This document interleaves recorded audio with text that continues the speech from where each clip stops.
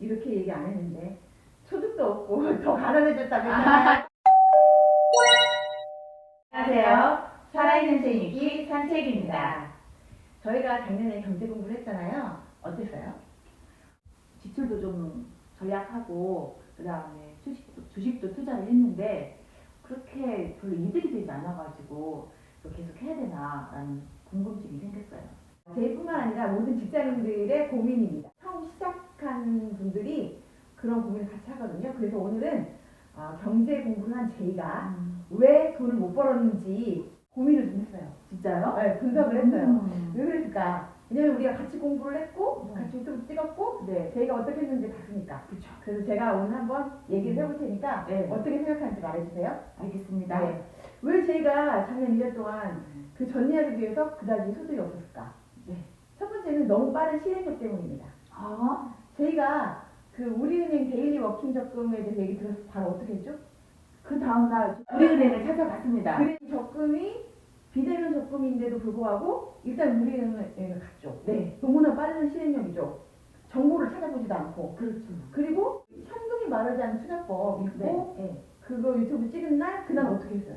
그날 에나 투자했죠. 그죠? 그 자리에서. 그 자리에서 유튜브 찍은 날 그 자리에서 에나 투자를 했단 아, 말이에요. 그건 어쩔 수 없이 그 유튜브를 찍은 장소가 은행 근처이기 네. 때문에 그 은행 직원을 알게 돼가지고 네. 어떻게 우연히 우연히. 맞았죠. 그렇기도 한데 저는 그날 굉장히 좀 놀랐어요. 솔직히. 아, 그래요? 왜냐면은 엔화의 흐름이라든지 환율이라고 하는 거는 그걸 쭉 보면서 신중을 기하고 가장 저점에서 투자를 해야 되는데 저 금액이 지금 저점인가? 저렇게 투자를 해도 되나? 속으로 그 생각이 들었거든요. 맞아요. 그때 저가 들어갔을 때가 엔화가 980원이었거든요.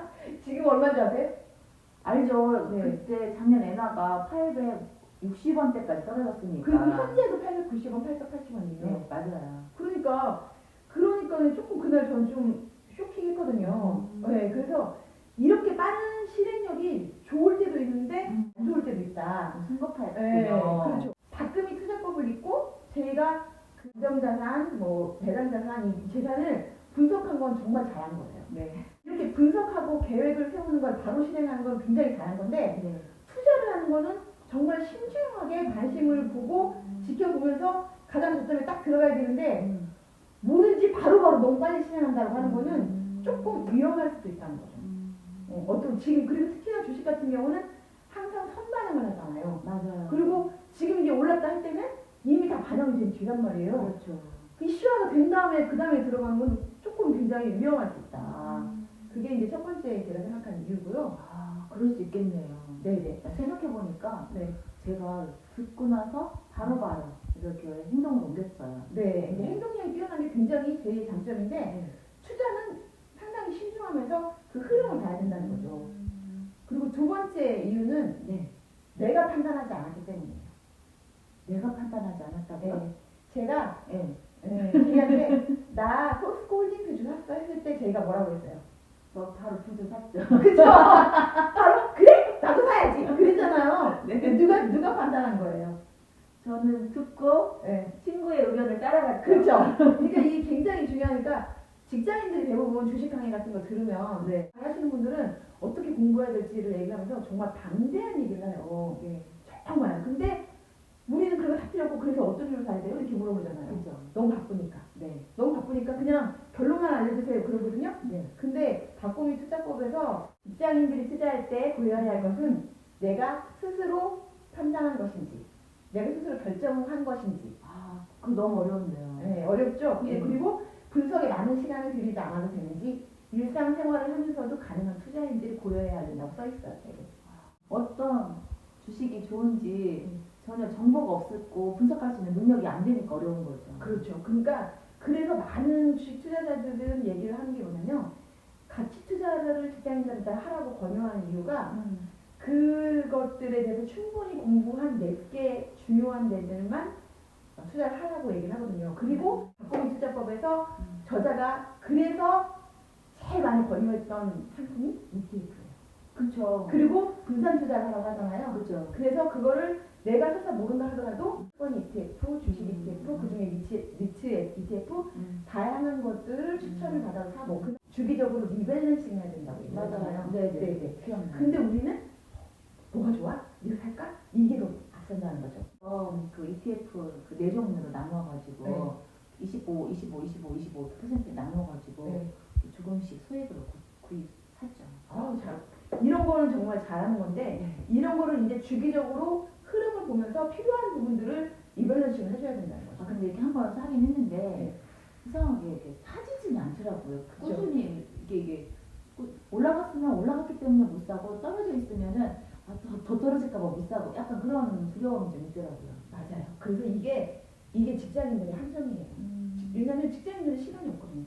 올라갔으면 올라간 대로 더 올라갈 거야 라는 기대 심리가 있고 떨어지는 것 같은 경우는 혹시 더 떨어지면 어떡하지? 그래서 상한선 하한선을 둬야 된다고 얘기하시는 분이 있어요. 그런데 여기서 가장 중요한 거는 관심을 놓지 말아야 된다. 내 주식이 어느 정도야 있는지는 알아야 된다는 거예요. 꾸준히 이렇게 관심 있게 지켜보고 네네.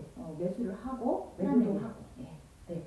그리고 지금 이게 그 팔타임인지 살타임인지도 정보가 이제 아니까 그렇죠. 꾸준하게 그걸 봐야 된다는 거죠. 마지막 세 번째 이유. 네. 세 번째 이유는 생활 습관을 바꾸기가 어렵기 때문입니다.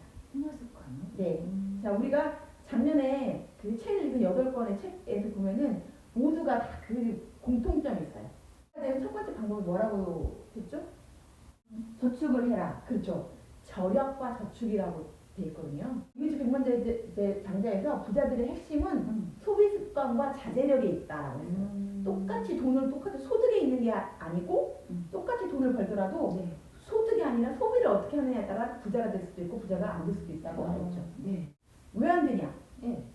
우리가 생활 습관을 바꾸기가 어렵고 사람이 다 적이에요. 그럴 수 있어요. 왜냐하면 우리가 자본주의 체계에 살고 있기 때문에 네. 자본주의는 소비자 미덕이니까 모든 매체를 동원해서 사라라고 우리를 꼬드기고 있거든요.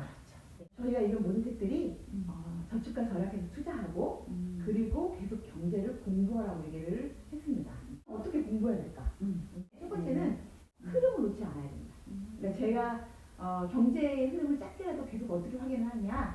저의 경우에는 매일 일단 경제신문을 보고 경제신문을 볼 때 하나의 오늘 주요 이슈를 뭔지 스크랩하는 마음으로 봐요. 오늘의 제일 큰 이슈가 뭔가.